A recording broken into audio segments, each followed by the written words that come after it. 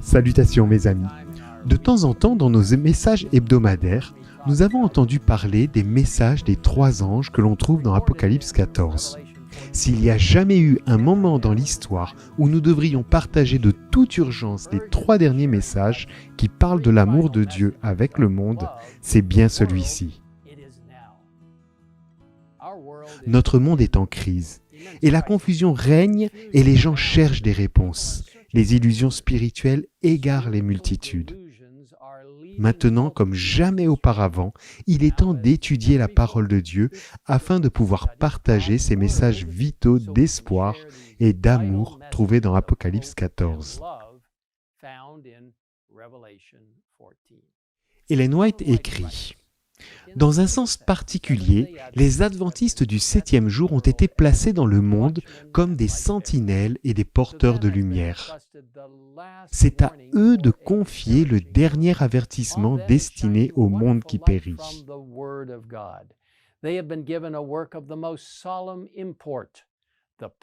C'est sur eux que brille la merveilleuse lumière qui jaillit de la parole de Dieu. Une tâche d'une solennelle importance leur a été confiée, la proclamation des messages des 3 anges. Ils ne doivent pas laisser leur attention s'en détourner. Les vérités que nous devons proclamer au monde sont les plus solennelles qui aient jamais été confiées à des mortels. C'est là notre objectif. En tant qu'adventistes du 7e jour, nous avons peut-être entendu parler depuis longtemps des messages des 3 anges.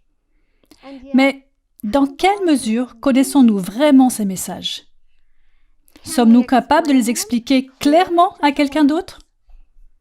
La beauté et la pertinence de ces messages angéliques ont-elles touché nos vies d'une manière telle que nous sommes obligés de les partager avec d'autres? Si ce n'est pas le cas, peut-être devons-nous voir ce message spécial sous un jour nouveau. Si vous souhaitez comprendre personnellement et plus profondément ces messages vitaux et salvateurs, si vous ressentez un besoin désespéré du Saint-Esprit pour permettre de partager la bonne nouvelle avec d'autres, Nancy et moi vous invitons à vous joindre à notre famille de l'Église mondiale pour une journée spéciale de prière et de jeûne, sabbat 2 octobre. Le thème de la journée est « Partager les 3 derniers messages d'amour alors que nous prions pour la justification par la foi ». Le comité du réveil et de la réforme de la conférence générale a préparé de nombreux documents utiles axés sur le message des 3 anges afin d'aider les jeunes et les moins jeunes à comprendre et appliquer ces messages vitaux. Je vous encourage à télécharger ces documents très utiles sur le site revivalandreformation.org. Au cours de cette journée spéciale de prière et de jeûne, nous prierons pour comprendre la vérité biblique d'une nouvelle manière, pour développer la foi dans les temps difficiles et pour obtenir la puissance du Saint-Esprit, afin de témoigner et partager la vérité de Dieu d'une manière aimante et victorieuse. Vous demandez peut-être pourquoi cette journée de prière comprend également le jeûne. Il est important de reconnaître que nous ne gagnons pas l'amour de Dieu ou le salut en jeûnant. Au contraire, nous jeûnons parce que nous attendons avec impatience sa bénédiction. Lorsque nous lisons la Bible, nous découvrons que le jeûne n'est pas une option. C'est une évidence pour les chrétiens. Dans Matthieu 6, versets 17 et 18, nous lisons « Mais toi, quand tu jeûnes, parfume ta tête et lave ton visage, afin de ne pas montrer que tu jeûnes aux hommes, mais à ton Père qui est dans les cieux, dans le lieu secret. Et ton Père, qui voit dans le secret, te le rendra. »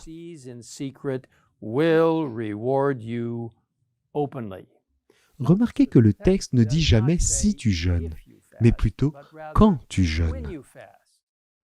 Si nous analysons tous les jeûnes de la Bible, nous constatons que chaque fois que le peuple de Dieu a prié et jeûné, Dieu a agi puissamment en sa faveur.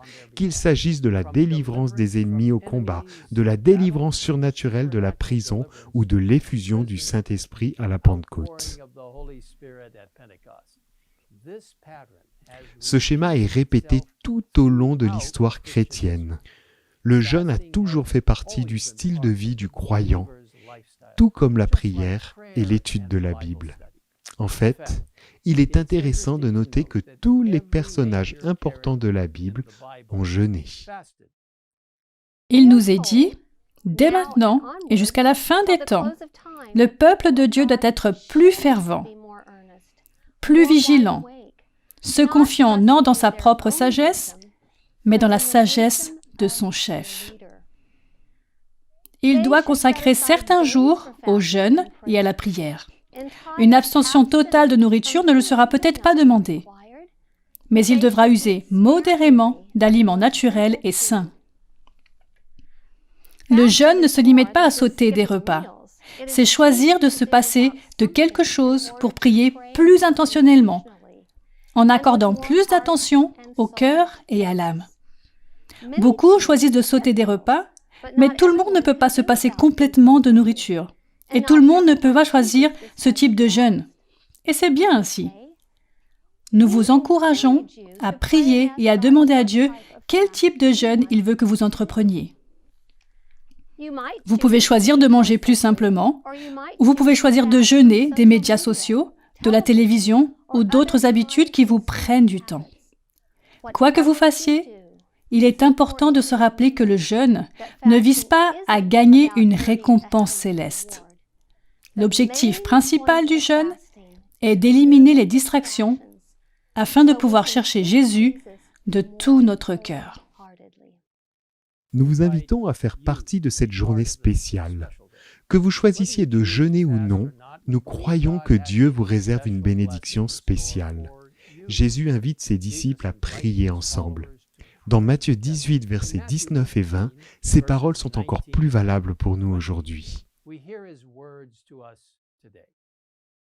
Je vous dis encore que si 2 d'entre vous s'accordent sur la terre pour demander quoi que ce soit, cela leur sera accordé par mon Père céleste.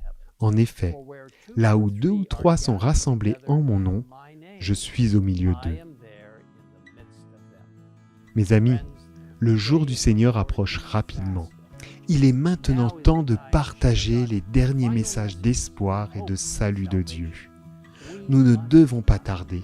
Ne manquez pas les bénédictions que Dieu vous réserve alors que nous nous réunissons pour jeûner et prier.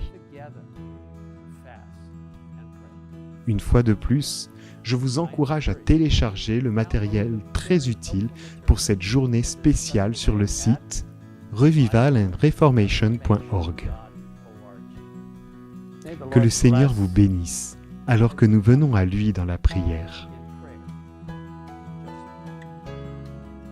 Père Céleste, sois avec chaque membre d'Église, chaque personne qui nous regarde, alors que nous comprenons la nécessité de nous concentrer sur ta parole, en cherchant à exposer les distractions et en nous concentrant sur la vraie vérité.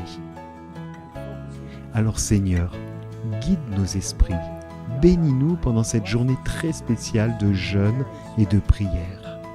Et Seigneur, aide-nous à comprendre notre vraie mission, alors que nous nous approchons de la fin des temps, reconnaissant que Jésus va bientôt revenir. Merci de nous écouter.